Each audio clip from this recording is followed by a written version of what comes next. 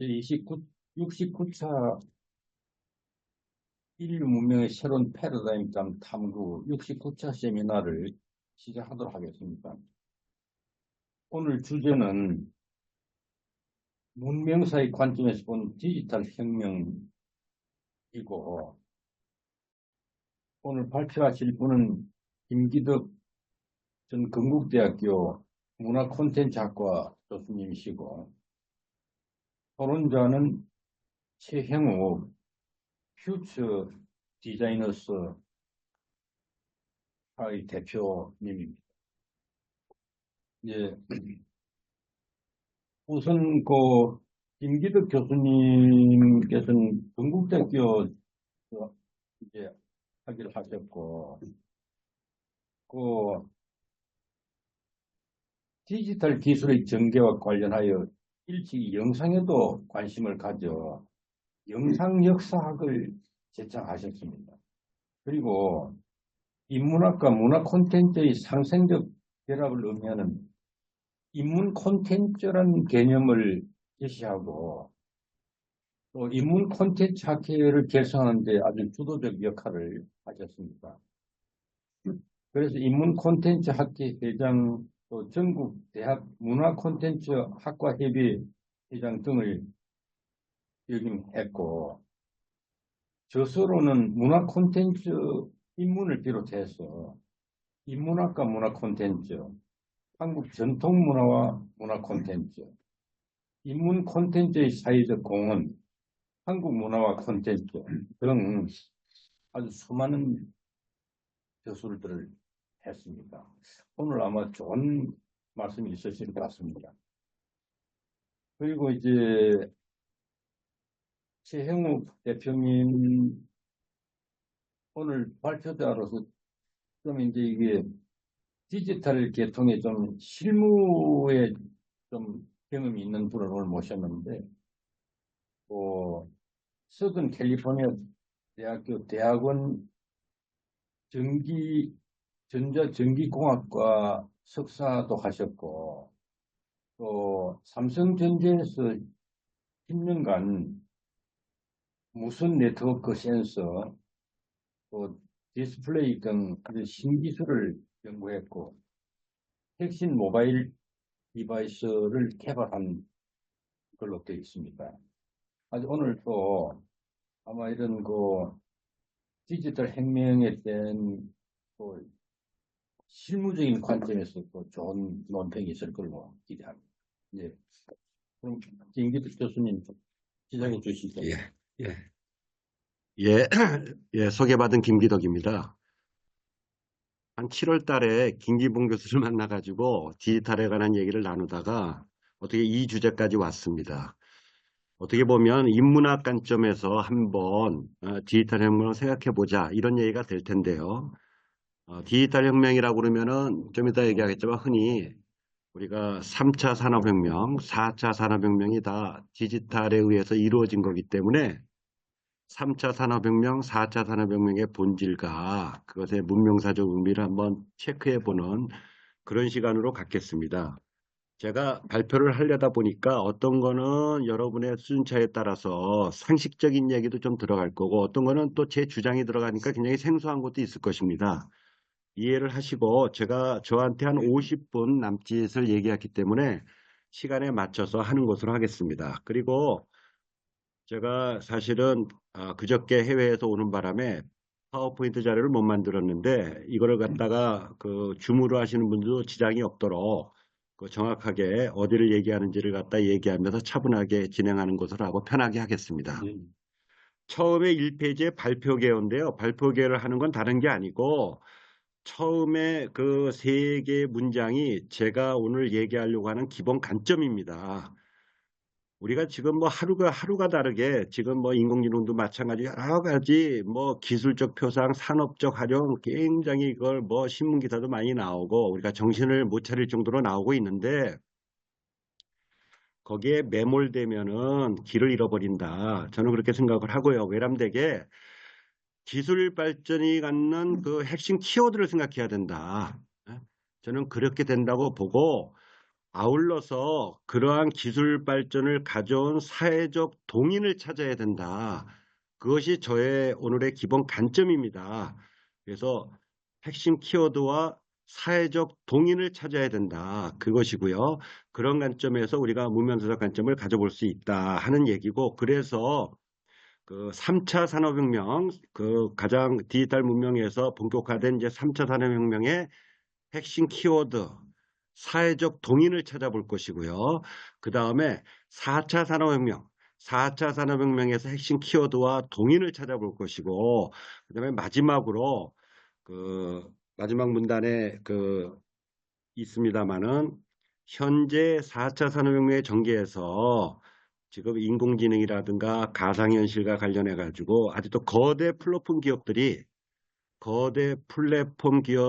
독점과 중앙화의 문제가 있거든요. 최근에 들어서 우리나라도 마찬가지, 외국도 뭘 일찍 있어. 우리나라 지금 신문지상에 보면 크게 두 가지입니다. 하나는 인공지능이 뭐 나온다는 뭐 난리를 부리는 뉴스와, 그다음에 거대 플랫폼 기업들의 이 문제점들에 대한 기사 두 가지가 점철되어 있습니다. 그래서 거대 플랫폼 기업 속에서 우리가 어떻게 해야 되느냐? 저는 여기에 인문학이 역량을 필요한 시점이다라고 하는 걸 갖다 강조해 보면서 현재 문명사적 관점을 얘기해 보려고 합니다. 다음에 2페이지로 넘어가겠습니다. 제가 관점을 먼저 얘기했고요. 산업혁명의 구분은 아는 거지만 제가 얘기를 전개하려면 3차 산업혁명, 4차 산업혁명 얘기하려면 필요하기 때문에 아는 거지만 간단히 짚고 넘어가겠습니다. 2016년에 클라우스 슈밥이 사실은 4차 산업혁명이라고 얘기를 했죠. 여기 셋째 줄에 보면 인공지능, 로봇공학, 이 사물 인터넷 등으로 대표되는 새로운 과학기술로 인류의 삶은 혁명적이라 할 수 있을 정도로 급진적이고 근본적인 변화로 예측한다. 그래서 4차 산업혁명이 이미 시작됐다. 이렇게 얘기를 했습니다. 그 논의 이후에 이미 이제 정리가 됐지만 산업혁명에 있어서 기계적 생산과 증기기관으로 대표되는 1차 산업혁명, 대량 생산과 전기에너지로 대표되는 2차 산업혁명, 그리고 오늘 이제 본격적으로 얘기하겠지만 인터넷과 IT로 대표되는 이 디지털 혁명, 3차 산업혁명, 더 나아가서 오버랩되면서 지금 현재 인공지능과 로봇공학, 빅데이터 등으로 대표되는 4차 산업혁명으로 정리가 되었습니다. 잘 알겠지만 혹시 좀 그래가지고 이게 1차 산업, 2차 산업, 3차 산업이랑 하면 틀립니다 해가지고 이제 좀 헷갈리는 분들도 있어서 1차 산업은 농업이고 2차 산업은 제조업이고 3차 산업은 서비스업이거든요. 4차 산업은 없습니다. 그리고 이 산업혁명이라고 하는 것은 잘 알듯이 영국에서 시작돼서 이루어진 것을 1차, 2차, 3차, 4차로 현재 구분해 가지고 1차 산업혁명, 2차 산업혁명, 4차 산업혁명, 4차 산업혁명이라고 이제 나눈 것이죠. 이 중에서 3차 산업혁명과 4차 산업혁명이 오늘의 디지털 혁명의 주된 시기에 우리가 얘기 대상이 되겠습니다. 참고로 우리가 세계사 시간에 세계사를 얘기할 때 인류사의 제1차 혁명, 농업혁명, 신석기 시대에 이루어졌기 때문에 우리가 신석기 혁명이라고도 그러죠. 인류사의 2차 혁명, 산업혁명이라는 용어도 있습니다.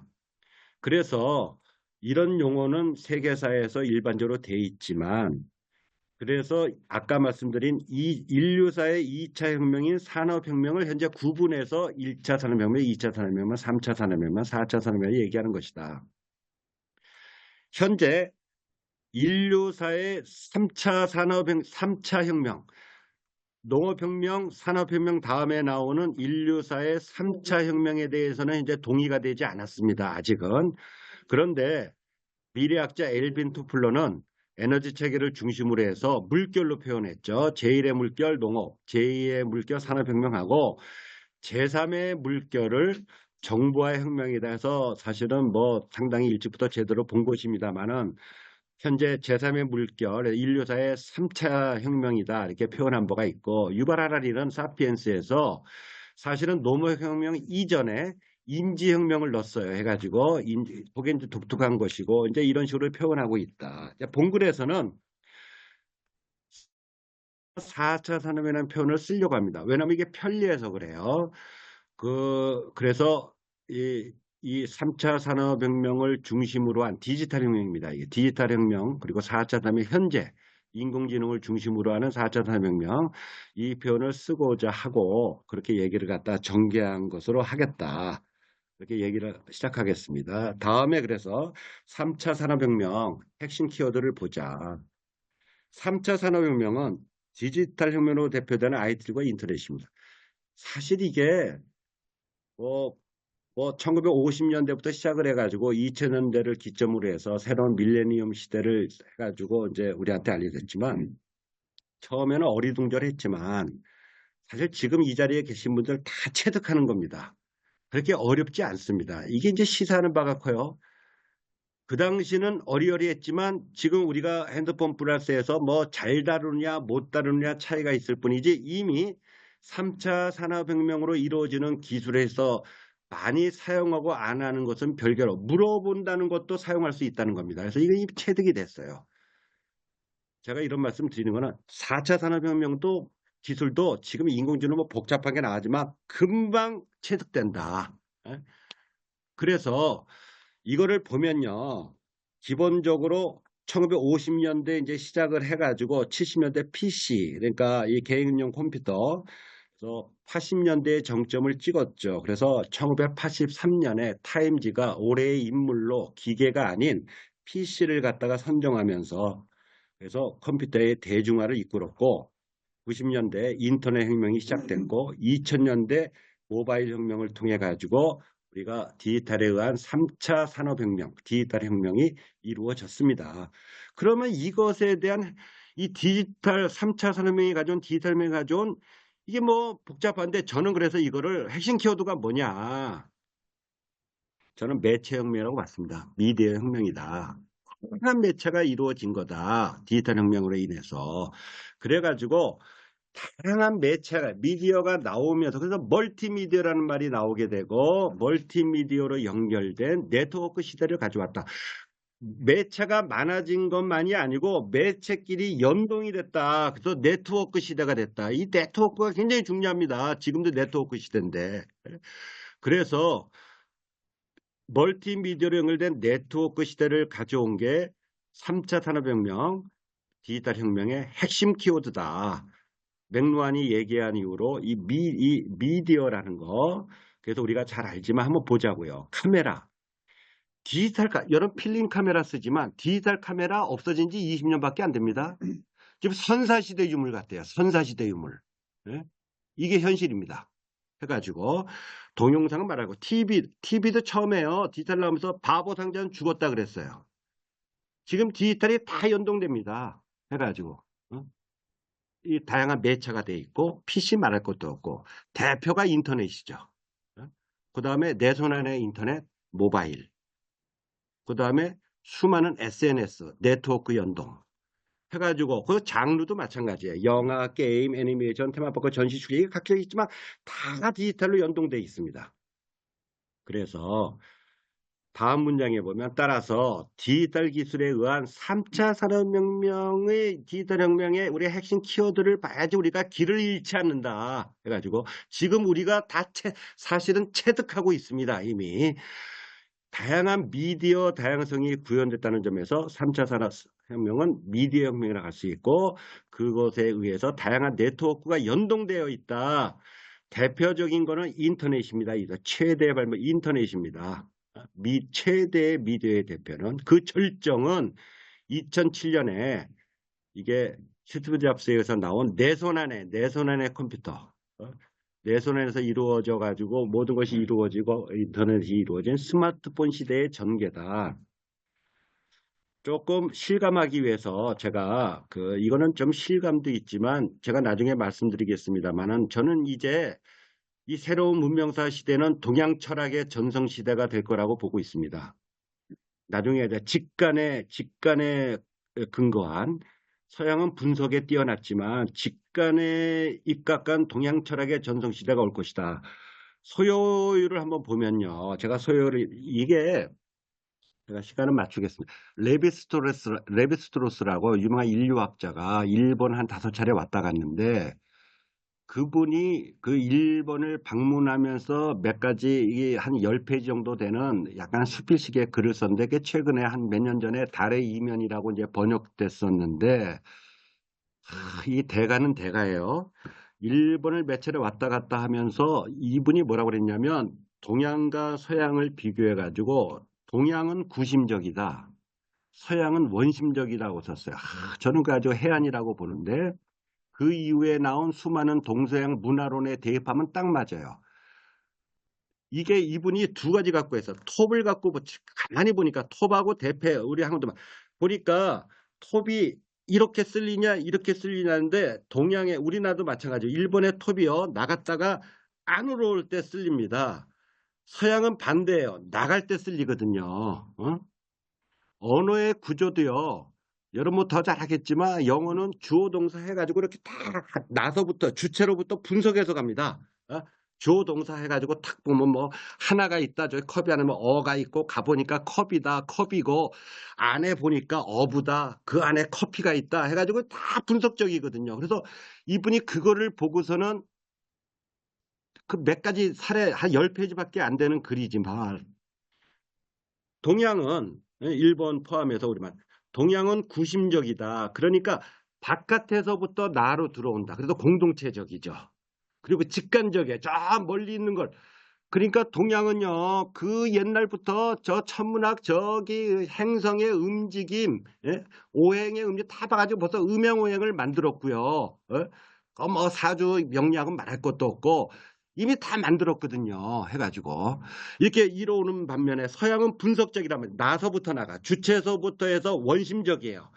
나서부터 해서 밖으로 나간다는 거죠. 그래서 이제 이루어지는 건데 그래서 뭐 하나만한 얘기지만 주소도 우리는 저 밖에서부터 오잖아요. 대한민국 뭐 경기도 뭐 수지구 무슨 구 하다가 내 집은 제일 마지막에 쓰죠.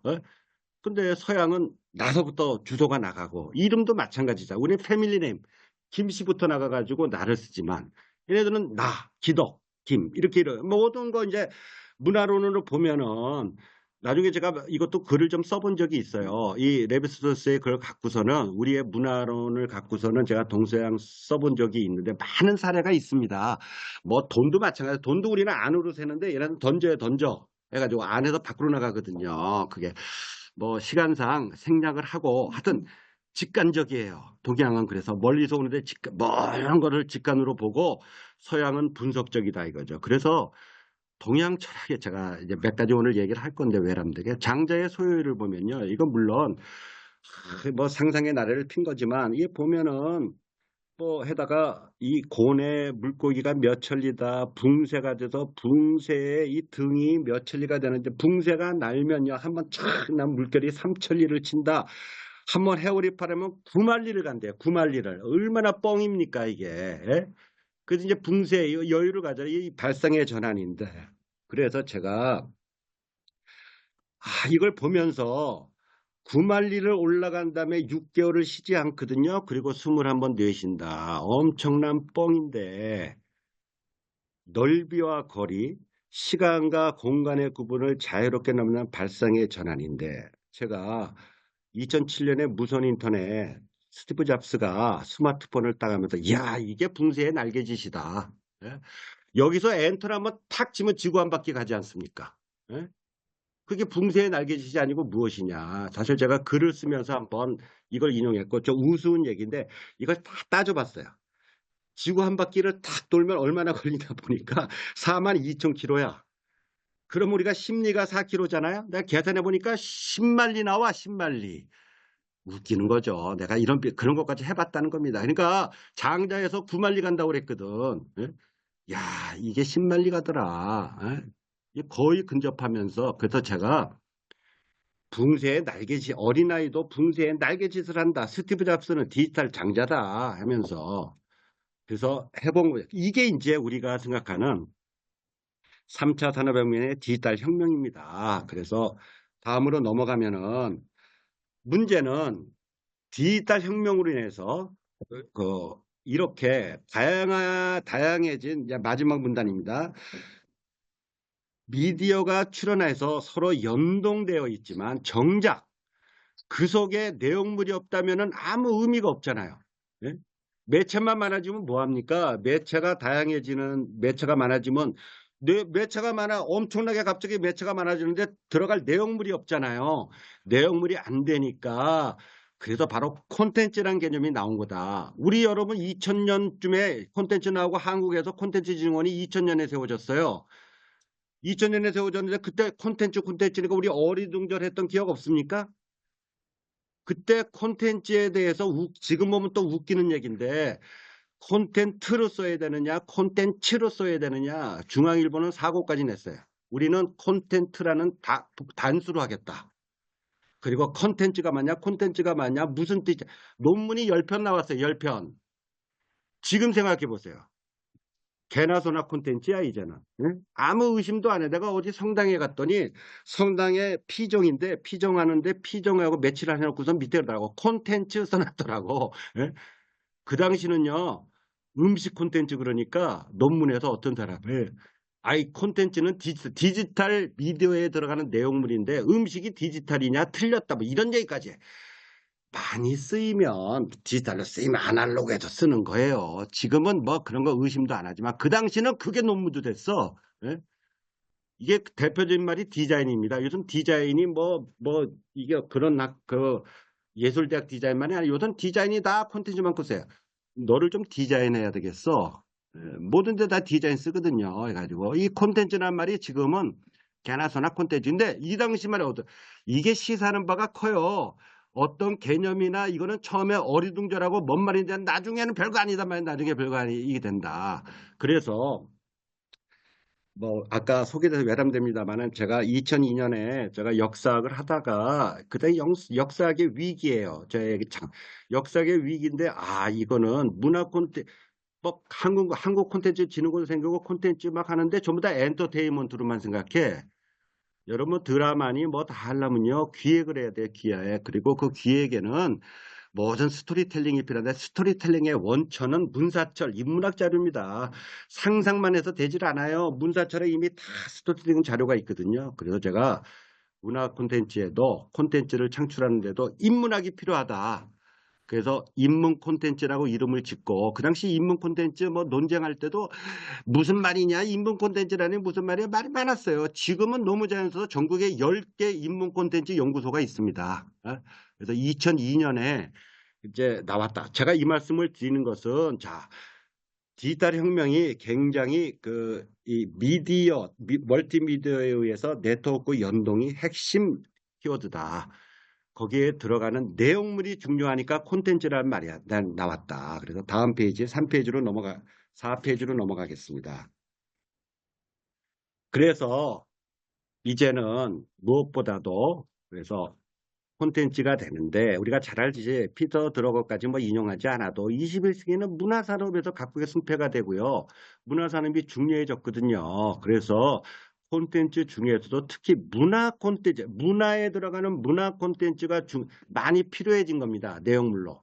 그래서 콘텐츠 중에 여러 콘텐츠가 있지만 문화 콘텐츠가 핵심 용어가 된 것이다. 그래서 여러분 이제 웬만하면 다 문화 콘텐츠에서 얘기되죠. 자, 그러면 이러한 3차 산업혁명, 이 매체혁명이라 했지만 이것을 가져온 동인이 뭐냐? 매체 중에서 최대의 매체는 인터넷입니다. 그러면 인터넷이 어떻게 출현했느냐? 저는 이걸 갖다가 흔히 사람들이 기술 변화가 사회 변화를 만들어낸다. 맞습니다. 그러나 분명한 사실이지만 기술 변화 역시 기술자가 우연히 만들어내는 거냐? 기술이 스스로 창조되는 거냐? 저는 그렇게 안 봅니다. 진정 세상을 바꾸는 기술의 변화는 오랫동안 축적된 인류의 열망이 반영된 결과라고 봐야 된다. 그런 점에서 다음과 같은 도식으로 한번 생각을 해봤어요. 한동안 그렇게 만들고 싶어져. 사회 변화의 열망, 바뀌고 싶은데 이게 잘 안 바뀌어요. 안 바뀌어. 그런 사회 변화의 열망이 결국 그것을 담아내는 기술을 출현시킨다. 사회 변화의 열망이 동인이다. 거기에 맞춰서 결국 기술이 출현하고 그 기술이 가시적인 사회 변화를 만들어낸다. 할판 인쇄를 갖고 한번 얘기해보죠. 우리가 새로 밀레니엄 때 1000년대에 가장 큰 사건으로 뽑은 것이 할판 인쇄입니다. 잘 알듯이 구텐베르크가 해가지고 할판 인쇄를 했지만 그것도요. 모든 것은 정보의 독점과 개방의 문제입니다. 그 당시 잘 알지만 15세기 영국 케임브리지 대학의 장서가 122권이에요. 동로마 제국이 망하니까 거기서 함락되니까 학자들이 책을 들고 와서 서유럽으로 피신했다고 그래요. 그것이 르네상스를 가져온 원인이라고 얘기합니다. 원인 중에 가장 크다고. 그때 가져간 책이 230권밖에 안 돼요. 책이라는 거 필사본 책이 굉장히 귀한 겁니다. 해가지고 많은 사람이 알려지지 않는 거예요. 유럽에서 중세 1000년 동안 기독교가 국교였습니다. 가장 중요한 게 성서죠. 성서는 성직자만 갖고 있었어요. 모든 성서적 개성은 성직자가 독점했죠. 나도 성서를 읽고 싶다. 책 중에 가장 대표적인 나도 성서를 읽고 싶다라는 열망이 그 동인이 결국 구텐베르크에 의해서 성서를 갖다 금속알조로 인쇄하게 추동했다.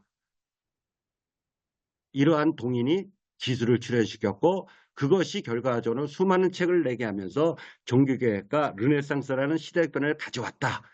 저는 그렇게 해석해야 된다. 그렇다면 인터넷도 마찬가지다. 인터넷에 대해 가지고 한번 그 생각을 해보자. 참고로 그 사실은 우리가 한국에서 구텐베르크보다 먼저 직시심체 요절이 나왔지만 문제는 이게 한자였어요. 한자이기 때문에 대중적 관점으로 못 나갔던 점이 차이가 있습니다. 자, 마지막 4페이지의 마지막 우리 그러면 인터넷의 출현동이라 한번 생각해 보죠. 인터넷 얘기하면 흔히 많이 이렇게 얘기합니다. 최초의 기술이 1969년 이 미국 국방성에서 군사적 목적으로 시작됐다. 맞죠? 그러나 이건 근인이다. 근인. 예? 근인 너머에 있는 사회적 동인을 봐야 된다. 그래서 그 배경에는 5페이지입니다. 자유로운 표현을 요구하는 개인의 욕구와 그것을 가능하게 하는 지적 수준의 형성이 있었다. 그래서 저는 3차 산업혁명의 핵심인 인터넷의 출현도 그동안 그런다가 모든 정보를 나도 직접 알고 싶다. 나도 전달하고 싶다는 인류의 열망. 그야말로 대중도 정보를 알고 자신의 생각도 전달하여 세상 변화에 참여하고 싶다는 민주주의의 직접적인 실현 열망이 저는 결국 인터넷이라는 걸 출현시켰다. 우리가 민주주의 하게 되면 링컨의 말에 의해 가지고 국민에 의한 국민을 위한 정보 얼마나 명언이지만 이게 쉽냐고요. 예? 그러한 권한을 행사하기가 쉽냐고요. 뭐 정보를 알아야지. 내가 표현을 해야지. 그래서 모든 정보를 알고 싶고 나도 의견을 자유롭게 전달하고 싶다는 오랜 열망이 인터넷이라는 기술을 출현시켰고 그 결과 사회는 참여민주주의, 대중민주주의 사회에서 개인이 진전되는 가시적인 사회 변화를 가져왔다라고 저는 해석을 했습니다. 자, 3차 산업혁명이 이제 해가지고 익숙해지려고 했더니 2010년대 뭐 후반 여러분들이 뭐 겪었겠습니다만 한 5년 10년 전에 이제 겨우 3차 산업혁명을 이제 체득하게 됐단 말이죠. 그렇게 되다 보는데 또 4차 산업혁명이라는 게 나왔어. 정신 못 차려. 4차 산업의 표상 아까 빅데이터, 인공지능, 로봇공학, AR, VR 이제 이게 또 나왔단 말이죠. 그런데 이 4차 산업혁명의 기술이라고 얘기하는 것은 이미 3차 산업혁명 시절에 이미 20년 전, 30년 전에 사실 나왔던 기술입니다. 그래서 4차 산업혁명이라는 표현을 갖다가 부정하는 견해도 있어요. 이건 디지털 기술의 3차 디지털 기술의 확장이지 뭐 그게 따로 4차 산업혁명이라고 얘기하는 예전에 있었던 거고 맹아가 있었잖아요. 실제로 인공지능 다 나왔거든요. 해가지고 지금 70년 된 기술입니다. 그러니 굳이 4차 산업혁명이라고 표현하지 말자. 이런 시각도 있지만 저는 그렇지 않다고 봅니다. 왜냐하면 지금의 4차 산업의 기술들은 새로운 핵심 키워드를 갖고 있는 거다. 그러면 이전과 관련해서 어떤 키워드를 4차 산업혁명이 갖고 있느냐. 이전과 관련해서 박창규라는 사람이 용감하게 엄마기계라는 표현으로 4차 산업혁명을 표현했어요. 한국적인 말로 우리 엄마 하는 거예요. 엄마. 쉽게 얘기하면 엄마는 뭐 하는 사람입니까? 엄마는 자녀를 잘 알아요. 내 자녀를 잘 알아서 그 자녀의 음식을 뭐 해주면 좋을지 그 자녀의 옷을 뭐 해주면 좋을지 잘 안단 말이죠. 체형을 알고 그래서 한마디로 엄마는 자녀의 콘텍스트를 알아. 맥락을 알아. 자녀의 의도, 맥락, 환경을 안단 말이죠. 4차 산업혁명의 기술은 단순한 디지털 기술 확장이 아니고 콘텍스트가 핵심이다. 사용자의 맥락을 아는 콘텍스트가 핵심이다. 그것을 맥락을 수집하고 응용할 수 있게 해준다는 면에서 3차 산업혁명의 기술과는 차이가 있다. 결국 4차 산업이 가진 핵심 키워드는 콘텍스트가 된단 말이죠. 그 콘텍스트는 왜 필요하냐? 나의 정체성입니다. 이제 아이덴티 나의 정체성과 주체성이에요. 나의 정체성과 주체성을 발현하고 싶은 거예요. 예? 그러기 위해서는 이제 여러 맥락을 알아야 되는 거예요. 그래서 이제는 수요자가 중심이 돼가지고 기본적으로 수요자의 콘텍스트에 맞춘 콘텐츠 창출이 중요해진 시대가 됐습니다. 여러분이 그래서 이 주변에 보시면 이미요, 주변의 모든 광고의 핵심 키워드가 뭐냐면 맞춤입니다. 맞춤. 네? 모든 광고가 이제 맞춤이 됐어요. 맞춤이라는 게 뭐냐면 소비자의 콘텍스트를 맞춰준다는 거거든요. 이 맞춤이라는 콘텐츠. 그런데 수요자의 콘텍스트를 수요자의 콘텍스트 또 나의 콘텍스트를 어떻게 알겠어요? 맥락을. 데이터가 있어야 됩니다. 데이터가. 그래서 마인이 2015년인데 아주 이걸 잘 드러냈기 때문에 2015년 기사를 제가 가져왔는데 기조연설은 이렇게 얘기합니다. 이제 20년간 지속된 IT의 시대가 저물고 앞으로 30년간 DT 데이터 기술 혁명에 기반한 새로운 인터넷 시장이 열릴 것이다 라고 말했는데 여기서 말하는 데이터의 중요한 단순한 데이터가 아니라 그래서 다음 6페이지로 가면 이제 방대한 고객 데이터를 활용해서 개별 고객에게 부응할 줄 아는 기업이 성공하는 DT다. 이미 이제 상식이 됐어요. 이미 이 말은 이미 상식이 됐는데 가장 이 시대에 적합하게 시민을 얘기해가지고 이제 지금 어리둥절하게 이제 나중에 이제 개인은 지금 아주 세상이 좋은 것 같아요. 이게 나중에 제가 문제라고 얘기할 건데 다 무료 아닙니까? 다 해가지고 다 데이터 주고 다 해가지고 뭐 외국 나가도 구글 웹까지면 다 뭐 인용하고 하지 않습니까? 데이터랑 교환하는 거거든요. 데이터만 달라 해가지고 그래서 마인의 얘기를 한 것은 그래서 자 DT는 축적된 데이터를 분석할 가치를 미리 이미 이제 상식이 된 거지만 굉장히 그때 15년에 정확한 말이기 때문에 제가 이 축적된 데이터를 분석해 가치를 창출하고 미래를 예측하는 기술 한마디로 마인에 관련 데이터는 고객의 콘텍스트를 담은 데이터를 의미한다.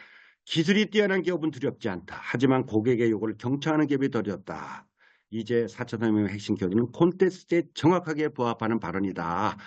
자, 그런 다음에 그로부터 몇 년이 지나지 않아서 2022년에 그 전에 나왔던 인공지능이면 2022년에 여러분들 기억하자 챗 GPT가 나왔습니다. 그리고 지금 신문지상에 지금 인공지능 기사로 막 채워지고 있습니다. 빅데이터에 기반한 생성형 AI 시대가 만개. 저는 이것도 나중에 얘기할 텐데요. 그래가지고 이 빅데이터에 대해서 제가 오늘 많이 여기다 안 썼어요. 왜냐하면 지금 빅데이터가 빅데이터에 기반한 인공지능에 대해서도 뭐 세미나도 많이 하고 여러 사람이 많이 합니다. 얼마 전에 유발 하라리도 책을 냈어요. 인공지능에. 근데 왜냐면 나중에 얘기할 기회가 있습니다만 좀 무시합니다. 네? 다 뭐 담론했는데 그거 다 옮길 필요도 없어요. 지금 담론은요 뭐 뻔합니다. 긍정과 부정이 있고 부정적인 의견에도 걱정만 한 거예요. 그게 뭐 대단한 담론도 아닙니다. 왜? 잘 모르니까 어떻게 갈지 모르는데 저는 거꾸로 봐요. 저는 거꾸로 보는데 어떻게 보느냐. 왜 생성형 AI 시대가 나왔느냐.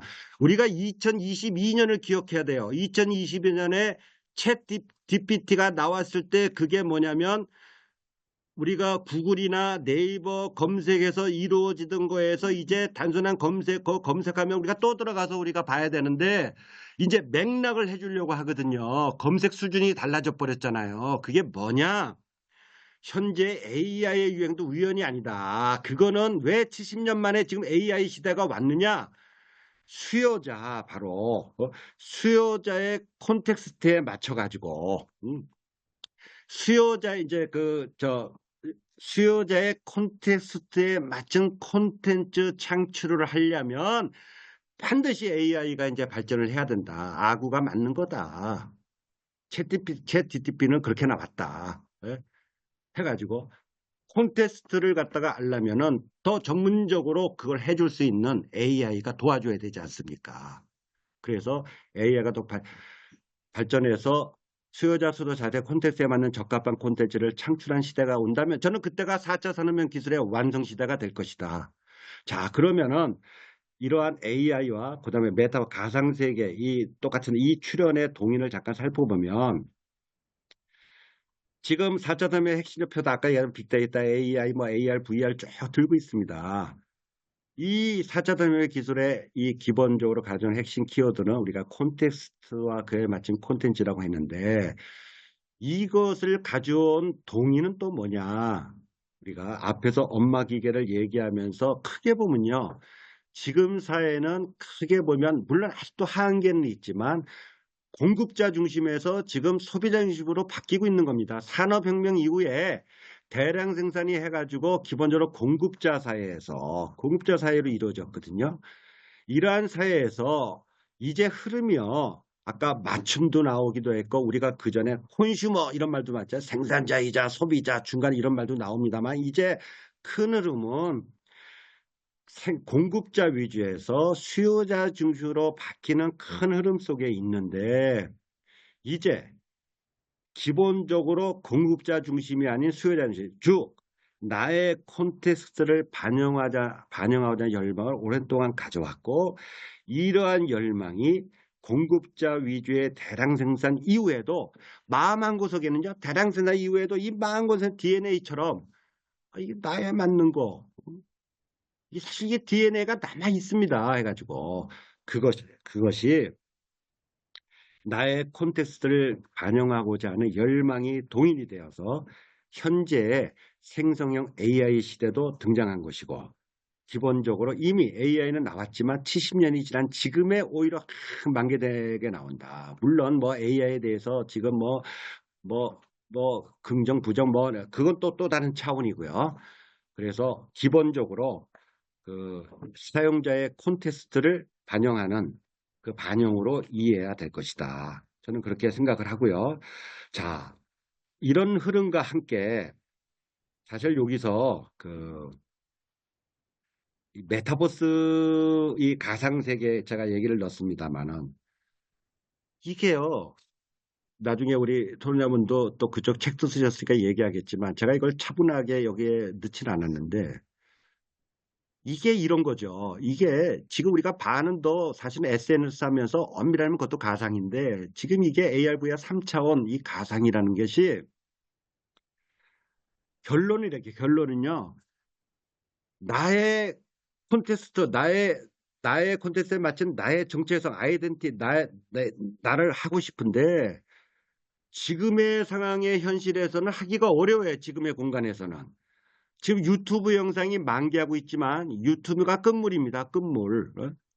유튜브가 좀 더 얘기했지만 유튜브가 이게 유튜브만 돈을 주고 한 50%뭐 내외에서 주고 있습니다. 그러니까 뭐 그 돈 받기 위해서 또 신문 기사에서는 유튜브에 뭐 엉터리 막 하면서 난리가 벌어지지 않습니까? 마지막 끝물인데 사실은 정상적으로 나의 콘텐츠를 갖다가 나의 아이덴티티에 가까운 나의 이야기를 하고 싶은 공간 소비자 위주의 나의 공간을 가상에다 가상에다 이제 하는 거예요. 가상에다가 그 공간이 메타버스가 그래서 출현한 겁니다. 아구가 맞게 출현한 거예요. 해가지고 현실은 이미 꽉 짜여졌어요. 거대 플로펜 기업에 의해서 꽉 짜여졌고 그나마 남아있는 게 SNS 일부 SNS 지금 막 나오지만 그것도 한계가 있고 그 다음에 유튜브가 있지만 메타버스 세계에서 내 얘기를 하고 물론 지금 어린 학생들 중심으로 하고 있지만 나의 콘테스트를 갖다 거기서 펼치는 겁니다. 해가지고 그래서 기본적으로 수요자는 점차 공급자 위주의 플랫폼을 떠나서 수요자 스스로 자신의 콘텍스트를 수요자 주변에 탈중앙화된 플랫폼으로 옮겨가고 싶으니까 메타버스가 등장한 것이다. 이 메타버스도요. 어디 가든지 뭐 산업이 등장하니까 뭐 산업적으로 그거 그대로 갈 겁니다. 왜냐면 가상에서 하는 게 편리하면 의료, 기술, 건축 뭐 해서 그거는 뭐 발전하겠지만 그것이 담고 있는 진정한 의미는 각 개인이 나의 콘텍스트에 맞춰가지고 나의 정체성을 드러나는 공간이 진정한 가상세계로서의 메타버스다. 그래서 제가 사실은 새롭게 가상에서 자신이 중심이 되는 메타버스 세상, 그렇게 되면 메타버스 세상이다 해가지고 한번 얘기해 본 적이 있고요. 물론 이것이 한창 뜨다가 팬데믹 때 뜨다가 이제 다시 현실 세계가 되니까 팬데믹이 끝나니까 온 세상을 바꾸고 갔던 메타버스 열풍이 종식이 됐어요. 그래서 지금은 왜 메타버스 얘기하느냐 이럴지 모르는데 그건 첫째, 기술적 조건이 받쳐주지 못한 이게 지금은 홈페이지도 그렇고요. 블로그도 그렇고요. 여러분이 SNS도 그렇고 누구나 올리잖아요. 이제 이건 뭐 상식이 됐어요. 해가지고 해서 메타버스 3차원 이 공간도 가상세 공간도 상식이 될 정도로 돼야 됩니다. 그 공간이 아직 안 되기 때문에 이게 해야 돼요. 그래서 AI가 또 도와줄 겁니다. 근데 아직은 기술이 안 되기 때문에 콘텐츠가 없어. 한계가 있기 때문에 멈칫하고 있는 거고, 뭐 우리가 비대면 시대에 잠깐 반짝했다가 그렇게 되지만 저는 가상으로 갈 수밖에 없다 해가지고. 두 번째는 이게 인식이 안 맞아. 뭐냐면은 메타버스는 기본적으로요. 이거는 탈중앙화예요. 예? 이게 탈중앙화 돼가지고 개인화 돼가지고 이루어진 공간인데 지금 이거를 거대 플랫폼이나 이런 데서 지금 여기도 돈이 된다고 생각해가지고 이걸 들어와. 그러니까 이게 불일치가 일어나는 겁니다. 기본적으로. 메타버스는 수요자 스스로 콘텍스트를 구현하는 탈중앙화된 공간이에요. 그렇기 때문에 중앙화된 기존 플랫폼 회사들이 이것도 이제 인공지능도 마찬가지지만 가상세계도 먹으려고 하거든요. 그래서 투자도 하고 뭐 안경도 뭐 고글도 해서 다 뭐 구글도 막 하지만 이게 짝이 안 맞는 겁니다. 그렇게 가기 때문에 이게 아직은 철학 없이 상업적 목적으로 메타버스에 접근하기 때문에 그런 불일치다. 왜냐하면 이 메타버스는 탈중앙화 되어 있기 때문에 블록체인 기술이에요. 블록체인 기술이고 거기는 만든 사람과 이 콘텐츠를 가진 사람, 이 창작자, 콘텐츠를 가진 사람이나 개발자나 소비자한테 돈이 되는 세상이에요. 이 플랫폼을 가진 사람이 지금 거대 플랫폼이 100% 가져가고 유튜브는 50% 주거든요. 지금 이게 계속 기사가 나오는데 이게 심각한 문제. 왜? 새롭게 개발이 안 돼요. 앱을 개발해서 뭐가 되려고 하면 다 가로채고요. 가로채기 힘들면 인수합병합니다. 아마존도 마찬가지예요. 상품에서 좋은 상품 나오려고 그러면요. 딱 봐가지고 그거보다 좀 사양을 낮춰가지고 싼 제품 만들어서 금방 죽입니다. 지금 완전 독점이에요. 해가지고 이게 가상에 가가지고 이루어지는 거는 탈중앙하고 블록체인을 사용하고 거기서는 소유권을 인정하기 때문에 NFT라는 개념이 나온 겁니다. 디지털 소유권으로.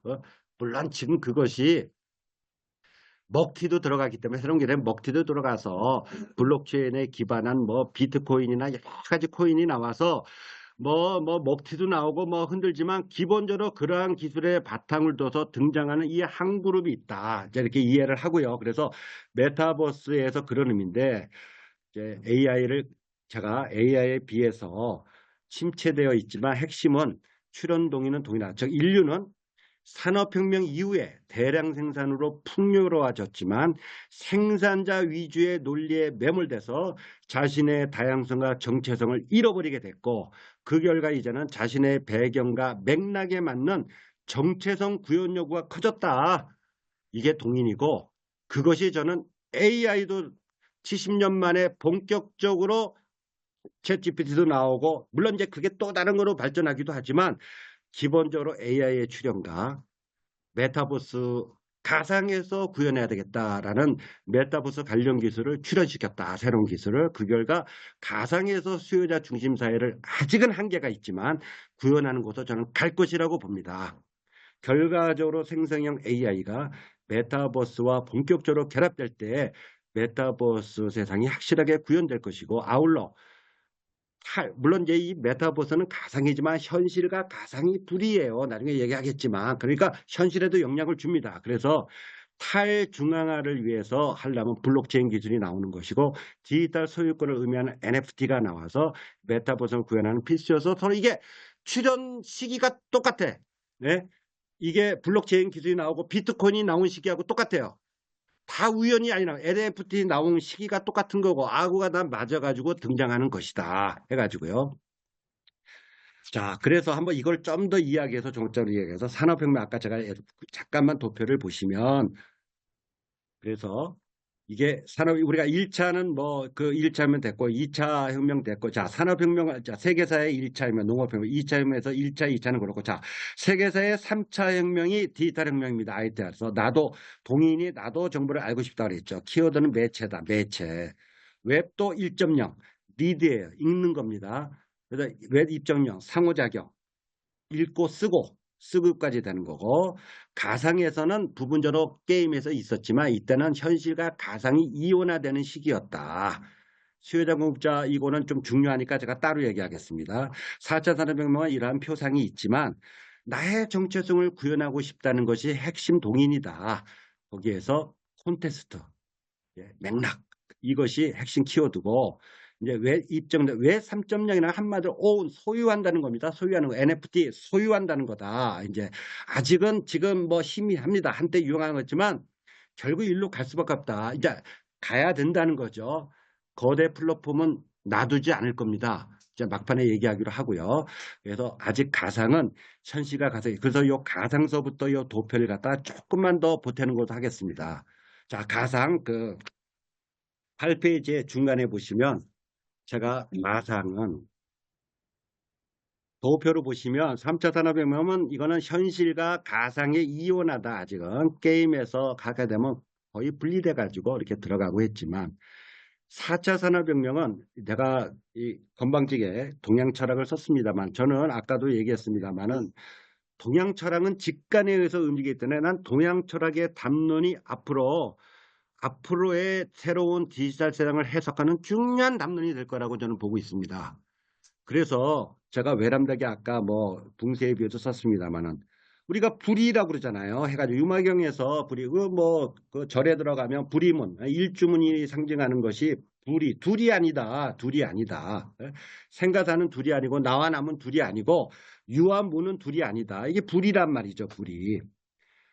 이게 다 얘기해. 현실과 가상이가 아무것도 아니야. 가상 수준 정도가 아니야. 현실과 제로 세계.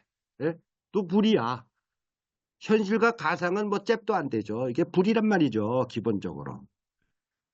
이미 반야신경에서 색즉시공 공즉시색 해가지고 이루어지는 색이 곧 공이요. 공이 곧 색이다. 물질 세계와 실체가 없는 세계 공. 제로 세계입니다. 같은 거고 제로 세계에 비하면 가상 세계는 잽도 안 돼 해가지고 이건 뭐 얼마든지 이거는 하나가 될 수 있는 거다. 태국 도설에 나오는 무국이 태극이다. 예? 태극이 무한대로 현실 세계가 가고요. 무국이 태극은 음양미분리입니다. 존재 제로 세계야. 아직 현실 이전에 음양미분화된 세계. 이게 같은 거단 말이죠. 크게 보면 현실 세계나 그 이전에 본질 세계나 이게 다 같은 거다. 이미 동양은 일찍부터 얘기했고 제가 여기 안 들었습니다만은 아까 저 교수님이 종교학과 했다고 그러길래 무속 세계에서는요 현실과 현실 이전 세계 막 넘나들었어요. 아주 주특기가 있어. 동양은 주특기가 많아. 해가지고요. 그래서 이게 가상의 경우에는 이제 하나가 되는 거다. 하나가. 이거 아주 금방 비트코인이 가상화폐입니까? 이미 현실 화폐예요. 현실 화폐 해가지고. 자, 수요자 공급자 보면 이게 중요한 키워드입니다. 이제 이게 크게 보면은 공급자에서 수요자로 가는 거다. 그래서 제가 이거를 갖다 뭐 좀 길게 썼습니다. 이게 생략하고요. 제가 생략하고 이 그다음 도표를 위해서 갑자기 도표 나올 수 없기 때문에 제가 했는데 10페이지로 가겠습니다. 이 얘기를 요약한 것이 10페이지의 표 3입니다. 표 3. 그래서 공급자, 수요자 키워드가 이 시대를 잘 아는 핵심 키워드다. 이제는 소비자 중심, 산업혁명 이전에는 소비자 중심 사회로 갔다가 산업혁명 이후에 생산자 공급 사회로 갔거든요. 그러다 지금 다시 소비자 중심 사회로 가는 것인데 이 요람이란 사람이 요거를 좀 잘 구분을 해가지고 자, 수공업 생산 시대. 이거는 수요자의 개인 맞춤이에요. 개인 맞춤. 수요자 중심입니다. 그러다가 대량 생산이 됐어요. 대량 생산. 그래서 공급자 중심이죠. 그러다가 이제는 공급자 중심이긴 하지만 수요자를 좀 맞춰줘. 쉽게 얘기하면요. 이것만 해도 이게 대박 친 겁니다. 여러분 아이스크림 베스킨 라빈스 봐요. 베스킨 라빈스. 옛날 아이스크림을 하다가 베스킨 라빈스가 수십 가지 너 골라 네가 맞는 맛을 골라 종류 네 골라서 맞춰서 해줄게. 그것만으로 히트 쳤지 않습니까? 지금도 지점이 많고. 그러나 무작정 수요자의 요구에 맞춰주는 건 아니에요. 공급자가 대량 생산할 수 있는 범위 내에서 맞춰주는 거죠. 이게. 예? 지금 현재 많이 이렇게 가고 있습니다. 옷도 그렇고 아마존도 그렇고 차도 지금 중국에서는요. 뭐 무슨 차종이 아니에요. 할 수 있는 차종에 요렇게 그렇게 바꿔줘 해서 이제 주문 맞춰주는 거거든요. 지금 이런 시대인데 더 가서 이제 현재는 뭐냐면 개인 맞춤이다. 수요자의 개인. 아까도 얘기했지만 이미 한 10여 년 전에 프로슈머 그래서 생산자이자 소비자 뭐 이런 말도 나는데 아주 그 단초고 이런 개인 맞춤 생산 시대로 넘어가는 흐름을 갖다가 우리가 기억해야 된다. 이런 흐름들이요. 제가 4차 산업혁명 콘테스트라고 그러고 나의 정체성이라는데 이런 흐름이 다 아구가 맞고 거기에 아구가 맞는 기술이 나오고 용어가 출현하는 거다. 그렇게 생각해야 된다. 플랫폼 한번 볼까요? 이게 이제 또 문제인데 기본적으로 현재 지금 네트워크를 독점하고 있는 대기업 이 구글, 아마존, 애플, 뭐 한국의 네이버 한마디 이건 중앙화죠. 중앙화. 이거는 중앙화의 입장에서 자기의 규칙이 있어. 자기의 원칙이 있고 거기에 허락하는 한해선만 봐주는 겁니다. 가장 많이 봐주는 건 유튜브예요. 유튜브만 50%, 45%에서 55% 왔다 갔다 하거든요. 나눠 먹기로. 나머지는 거의 한 푼도 안 줘. 해가지고요. 우리가 지금 뭐 배달의 민족 거기 하는 거 똑같아요. 처음에 무료 서비스 하는 거 갖다가 나중에 지금 뭐 수수료 받아. 지금 뭐 키오스크 물건 주문하는 것도 좀 다 물렸잖아요. 처음에 무료 나눠주다가 지금 한 달에 100만 원 넘어 해가지고 해서. 이게 기본적으로 그런데 구글 하면 애플 그래서 여러분 신문 기사 보면은 여기서 노벨상도 나왔지. 인공지능 노벨상도 나왔지만 기본적으로 하루가 멀다고 반독점법 뭐 이거 지금 막 나오는 시기입니다 해가지고 해서 4차 산업의 플랫폼 로블록스 제품. 근데 이것도 얘네들도 계속 이렇게 기본적으로 탈중앙화돼서 착하게 갈지는 그건 두고 봐야 되지만 현재는 대비될 수 있다. 이건 탈중앙화되고 그나마 비교하면 수요자 중심이고 수요자스로 콘텍스트를 구현하는 거다. 그래서 이런 데 맨 처음 들어가면 아바타 하잖아요. 아바타. 나의 정체성 아바타부터 만들지 않습니까? 해가지고 해서. 자, 그래가지고 기본적으로 제가 아까 그렇게 한번 생각을 해봤고요. 다음 문장 한번 보자고요. 시간이 이제 많이 돼가지고 물론 아직도 메타버스 세상이라는 저는 이런 말을 사용하고 싶고 저는 사실 메타버스 민주주의를 희망하는 사람입니다. 이 시대의 새로운 문명이 뭐냐? 저는 메타버스 민주주의라고 얘기할 거예요. 그런데 메타버스 세상의 표현은 아직 한계가 있을 겁니다. 메타버스 뭐 관련해 가지고 산업적으로는 뭐 얼마든지 갈 수 있어요. 건축을 거기서 구현하고 의료를 구현하고 여러 가지 전시를 구현하고 갑니다. 여기 최영훈 스님이 책에 그 잘 나와 있습니다만 그거 같지만 그것만이 아니고 또 AR, VR 헤드셋 나중에 이렇게 안경처럼 될 거예요. 안경에서 촉 하면은 가상으로 들어가고 증강으로 갈 겁니다. 그리고 생성형 AI가 메타버스 환경의 콘텐츠를 구현해서 도와줄 거예요. 그러나 지금처럼 거대 집중형 네트워크가 주도하면서 결국 산업적 수준에 머무른다면 저는 그것이 메타버스 기술이지 메타버스 세상은 아니다. 그렇게 봅니다.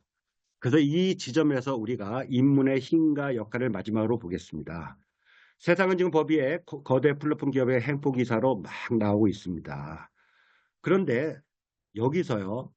우리가 기억을 해야 되는 건 메타버스의 본질도 그렇고 디지털이며 고양된 개인은 이제 3차 산업혁명으로 개인이 정보를 표현하고 정보를 보고 개인이 고양이 됐죠. 한계가 있지만 그 개인이 더 자기를 드러내고 싶은 거예요. 정체성을 드러내고 싶은 겁니다. 자기의 콘텍스트에 입각해서 정체성을 드러내고 싶은 건데 공급자 위주가 아닌 수요자 중심 사회를 갖다가 지향하고 싶은데 이걸 주변을 조금만 보면요, 여러분. 이 흐름을 알 수가 있어요. 그래서 중앙 집중형 네트워크 속에서도 한계는 있지만 지금 SNS가 가장 대표적인 네트워크로 돼 있지 않습니까? 꽃을 피우고 있는 거고. SNS의 얘기를 좀 보세요. SNS의 기사들이 옛날 같으면 그거 누가 들어줍니까? 잡다한 신변 얘기를. 잡다한 신변 얘기 옛날 같으면은 기사에 올라와서도 안 돼. 나의 정체성이 중요해진 거거든요. 너의 정체성, 나의 정체성. 응? 유튜브 보세요. 옛날에 그것을 공영방송이 예를 들면 영상을 딱 있는데 너 그 영상 심사하면 지금은 유튜브에서 100%다 탈락이야. 예? 중앙화의 규칙에 입각해가지고 심사를 하면요. 지금 내가 올리는 겁니다. 기본적으로. 예? 중앙 집중형 규제로 판단하면 다 갈 수 없는 거죠. 이제는 유명인이 아니라도 업종 TV 프로그램도 마찬가지예요. 요새 뭐 TV 보면요. 연예인이기도 하지만 괜히 뭐 이혼해서 사고 혼자 사는 얘기 뭐 그거 옛날이면 방송됩니까 그거. 이 정체성이 중요해진 거다. 여기에서요. 그런 정체성과 함께 지금의 키워드를 위로, 위안, 격려, 공감. 지금요. 디지털 문명의 최고의 그 자산은 공감이다. 이런 얘기를 많이 해요. 돌아가신 이여령 선생이 마지막 인터뷰에서 공감이 자산인 시대가 될 것이다. 저도 이제 공감에 대해 가지고 굉장히 동의를 하는데 여러분 이 공감을 잘 봐야 돼. 제가 아까 영상 역사를 하기 때문에 지금도 드라마 이걸 쓰는데 지금요. 드라마를 보면요. 한류 드라마도 있고 드라마 뭐 여러 종류가 있지만 드라마의 핵심이 공감입니다. 공감. 공감 콘텐츠. 근데 이게 잘못 생각해요. 어떤 공감이냐? 내가 그냥 이해해주는 공감이 아니에요. 그건 공감이 아니야. 기존의 규칙이 있어. 중앙화의 규칙이 있어. 병원이라면 병원의 규칙이, 병원은 뭐 몇 시에 뭐 해가지고 몇 시에 그 면회해야 되고 이건 안 되고 뭐 규칙이 있어. 학교는 학교의 규칙이 있어. 다 규칙이 있습니다. 누가 정했어요? 지네가 정한 거지. 그래서 그런 규칙, 더 나아가서는 모범답안이라고 생각해. 모범답안 중에 하나는 또 뭐예요? 공부 열심히 해야 되고 인류대학 가야 되고 너는 졸업하면 취업해야 되고 이렇다면 결혼해야 되고 이게 다 규칙이고 모범답안이야. 세상에는 그런 규칙과 모범답안이 싫어가지고 했는데 루저가 됐어. 실패했단 말이죠. 그런 사람을 진정으로 보듬어 주는 게 공감입니다. 그게 오늘날의 핵심 공감이야. 모든 드라마를 보면요. 그러한 드라마 내용으로 이게 펼쳐지고 있어요. 실제로는. 잘 보면은. 그래서 이게 뭐냐면 제가 아까 얘기했잖아요. 중앙화를 거부하고 탈중앙화야. 탈중앙화 시대란 말이죠. 나의 콘텍스트야. 근데 나의 콘텍스트고 나의 정체성을 발휘하고 싶은데 중앙화라는 규칙과 모범답안에서 난 루저가 된 거야. 실패했단 말이죠. 응? 많아요. 그게 지금. 그거를 진정으로 보듬어 주는 것이, 그걸 이해해 주는 것이 공감의 핵심이다. 제가 뭐 여기서 재벌집 막내들 얘기도 했고요. 뭐 많은데 혹시 보셨어요? 재벌집 막내 아들은 마지막에 인기가 많은데 마지막에 이게요. 이 주인공이 기업을 차지하질 않았어. 웹툰의 원작은 기업을 차지했는데 드라마는 기업을 차지하지 않거든요. 근데 마치 이렇게 얘기해요. 참여한다. 걔 난리가 났어. 뭐 마지막 걔가 이러냐 웃긴다. 그거 몰라서 그래. 자기가 지난 시절에 회사를 뺏고 독점하고 그냥 부정부패하는 게 그 당시는 모범답안이야. 그렇게 했다는 걸 참여한다는 겁니다. 기본적으로. 이게 기존의 원칙과 규칙, 공급자가 만들어 놓은 시스템. 이거를 참여하고 싶다는 거죠. 여러분 이제 여기 영상 역사 왕자의 게임 요즘 차례 정신병동의 아침에 이게 전부 다 그거예요. 병원의 규칙은 이렇습니다. 이런 원칙에 맞추니까 얘 또라이 같아. 그 또라이를 보듬어 주는 거예요. 전부 다 이뤄서. 혹시 여러분 나는 자연인이다 이거 혹시 보세요? 네. 이거 웃기는 드라마 아니에요? 그게 지금 이게 드라마가 되냐고요, 이게. 이게 2012년에 나왔어, 이게요. 627회입니다. 그게 드라마가 됩니까? 아파서 간 사람도 있고, 여러 사정이 있지만, 한마디로 서울의 도시에 살고 돈도 벌고 다른 사람하고 네트워크를 해야 된다는 게 규칙이에요. 모범답안이고. 그런 규칙과 모범답안을 거부한 거거든요. 우리는 그걸 보면서 나도 모범답안을 거부하고 싶은데 나 이거 개미 쳇바퀴처럼 사는 거 아니야? 대리만족하는 거죠. 예? 이게 지금의 큰 흐름이 그렇다는 겁니다. 해가지고 해서 그래서 우리가 지금의 키워드를 생각을 해야 한다. 기술은 앞만 보고 질주할 수 있는데 우리가 그래서 현재 자유로운 영혼을 가진 사람들은요. 지금 어딘가에서는 지금 중앙 집중 위주의 제가 5분 내로 끝내 중앙 집중 위주의 네트워크를 반대하는 거대 플랫폼을 반대하는 숭고한 기술 개발자도 많아요. 오픈 AI도 지금 뭐 인공지능 난리를 부리지만 이름이 벌써 오픈 AI잖아요. 원래는 오픈하겠다는 거였거든. 예? 그 자기들 자체 싸움 벌어졌죠. 너 물러나라, 너 물러나라 싸움 벌어져가지고. 예? 어느 한 그룹에서는 지금 나 먹고 살만한데 나 인류의 오픈을 위해서 가겠다라는 수많은 숭고한 사람도 많습니다. 해가지고. 그런데 이들만 기술 분야를 맡겨서는 안 된다. 인류 역사 진행같은 항상 올바른 방향을 모색하고 발언해왔던 인문 연구자들이 아니냐 해가지고 기술이 쉼없이 영토를 개척해 나간다면 인문은 큰 나무에 서가지고 망원경을 보면서 방향성을 체크해야 된다. 메타버스에서 분산형 네트워크가 정착되고 개인이 자신의 정체성을 드러내는 공간. 저는 이걸 메타버스 민주주의라고 얘기하는데 이러한 메타버스 세상에 인류문명의 새로운 패러다임을 보여줄 것이다. 뭐 교육과에 대해서 제가 얘기하는 시간사 유발 하라리로 얘기했는데 이건 생략하겠습니다. 제가 조금 이걸 갖다가 거칠어서 유발 하라리가 얘기했는데 뭐 제 나름대로 이제 보태서 얘기한 거고요. 그거는 시간 내서 생략을 하고 맨 뒷페이지에 12페이지에 끝에 현재 하는 것만 보고 끝내겠습니다. 현재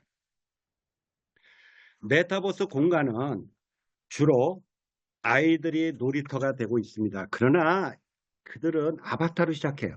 이게 저는 지금 새로운 세대, 이 세대 갈등, 저도 새로운 갈등에 저도 뭐 노인 세대입니다만 지금 노인들의 세대는 안 돼요. 기성세대는 안 돼요. 기성세대는 이미 중앙화의 규칙에 꽉 잡혀 있어. 중앙화의 규칙에. 중앙화의 규칙을 넘어설 수 없어. 그리고 지금 개인은요 너무 행복해. 개인은 몰라. 다 공짜로 주니까.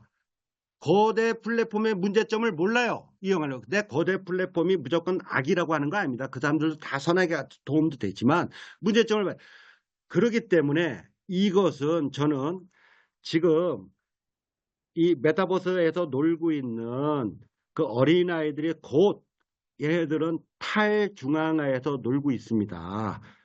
개인의 정체성을 나름대로 발휘하기 위해서 하고 있어요. 그래서 기본적으로 교육과 교류를 통해서 새로운 패러다임을 시작해 어떤 면에서는 새로운 세상의 전사가 될 수 있다. 과거는 분석하는 거지만 미래는 예측하는 거냐? 아니다. 미래는 예측하는 게 아니라 미래는 만드는 것입니다. 만드는 거. 배를 만들고 싶으면 기본적으로 광대하고 끝없는 바다를 동경하도록 가르쳐야 됩니다. 이런 짓을 인문학이 잘했지 않습니까? 기본적으로.